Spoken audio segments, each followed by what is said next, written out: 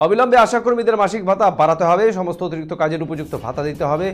এই দাবির পাশাপাশি একাধিক দাবিতে আশাকর্মীদের কর্মবিরতি অব্যাহত। ১ মার্চ থেকে শুরু হয়েছে কর্মবিরতি। রবিবার মালদা শহরের রথবাড়ি এলাকায় এই মর্মে অবস্থান বিক্ষোভে সামিল হন আশাকর্মীরা। কার্যত সমস্ত কাজ থেকেই কর্মবিরতি রয়েছে আশাকর্মীদের। এদিন পালস পোলিও থেকেও কর্মবিরতি রয়েছেন তারা। এই বিষয়ে আশাকর্মী ইউনিয়নের মালদা জেলা শাখার নেত্রী ললিতা রাজবংশী জানান, দীর্ঘদিন ধরে তাদের দাবি জানিয়ে এলেও রাজ্য সরকার তাদের কোনো উদ্যোগ গ্রহণ করেনি আশাকর্মীদের জন্য, তাই বাধ্য হয়েই তারা এই আন্দোলনের পথ বেছে নিতে বাধ্য হয়েছেন।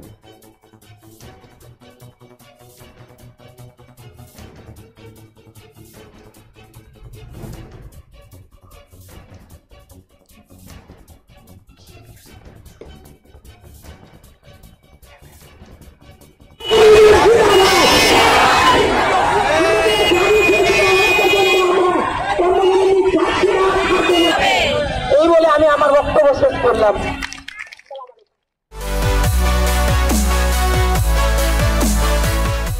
আমাদের শক্তি আপনাদের নির্ভরযোগ্যতায়, আমাদের ওই সততা আপনাদের বিশ্বস্ততায়।